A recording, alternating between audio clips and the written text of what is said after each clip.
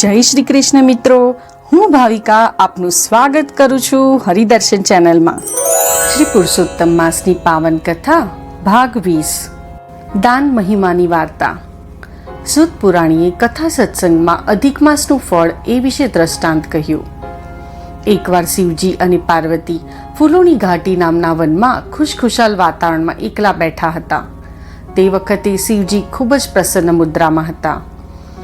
તે વખતે પુરુષોત્તમ માસના દિવસો ચાલતા હતા। દેવી ઉમાને પણ અધિક માસનું વ્રત રાખ્યું હતું। તેઓ ફળફળાદી ખાતા શિવજીને જિજ્ઞાસાથી પૂછવા લાગ્યા, હે મહેશ્વર, અધિક માસના વ્રતના ઉદ્યાપન પછી કયું ઉત્તમ દાન દીધું હોય તો વ્રત ફળે?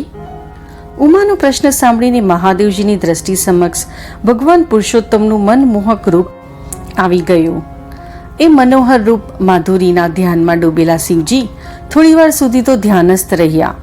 પછી એકાએક ભાવ સમાધિથી જાગૃત થઈ કહેવા લાગ્યા, હે પ્રિયે, હે દેવી ઉમા, અધિક માસનું વ્રત કર્યા પછી જેટલું દાન દેવાય તેટલું ઓછું છે, કારણ કે શાસ્ત્રમાં દાનનો જે મહિમા વર્ણવ્યો છે તે જોતા થોડું ઘણું દાન પણ ઘણું મોટું ફળ આપે છે। એમ કહીને મહેશ્વર વિચારોમાં ખોવાઈ ગયા। પુરુષોત્તમ માસનું વ્રત કર્યા પછી કયું દાન આપવાથી વ્રત પરિપૂર્ણ થાય એ બાબતે મનમંથન કરતા હતા। સત્યે મહાદેવજીને ઢંઢોળ્યા ત્યારે શિવજી ભાવ સમાધિમાંથી જાગીને કહેવા લાગ્યા, હે દેવી, મારું મન એમ કહે છે કે પુરુષોત્તમ વ્રતની સફળતા માટે સંપુટ આકારના સમગ્ર બ્રહ્માંડનું દાન આપી દેવું જોઈએ।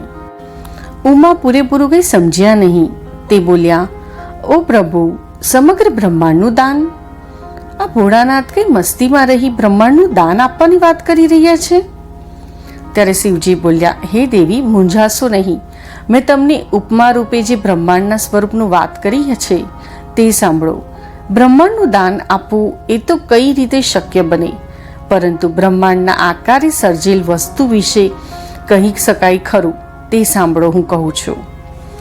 શિવજી કહે, હે દેવી, બ્રહ્માંડના આકારનો વાટકો લઈ તેની અંદર 30 ચોખ્ખા ગાયના ઘીના માલપુડવા બનાવીને મૂકવા। તે વાટકાની નાળાછડીના 7 તાંતણાથી સંપુટ વીંટાળી લેવો। આ સંપુટની વિધિપૂર્વક પૂજા કરવી અને મનથી સંકલ્પ કરેલ પુરુષોત્તમ માસના વ્રત નિમિત્તે પૂર્ણાહુતિ અને ઉદ્યાપન વિધિના દાન સ્વરૂપે મન ધરી યોગ્ય સુપાત્ર વેદપાઠી વીર્યને આદરપૂર્વક તેનું દાન કરવું। આ દાનનું ઉત્તમ ફળ મળે છે। ભોળાનાથના મુખેથી જ કલ્યાણકારી વાત સાંભળીને મહાદેવીનો આનંદનો પાર ન રહ્યો। દેવી ખૂબ પ્રસન્ન થયા।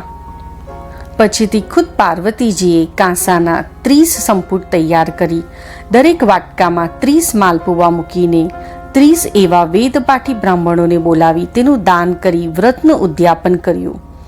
આ સમયે જગતના નાથ શંભુ લોક કલ્યાણ ઈચ્છતા ઉમા મહેશ્વરી સાથે પ્રસન્ન વદને ઊભા હતા અને મૃત્યુલોકના માનવીને શુભ ફળ પ્રાપ્ત થવાનું વરદાન આપતા હતા।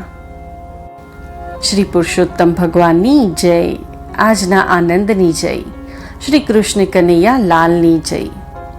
પ્રભુ કૃપાથી પુનીત કથા લખી બુદ્ધિ અનુસાર, ભૂલચૂક થઈ ક્ષમા કરો, મળ્યો મનુષ્ય અવતાર।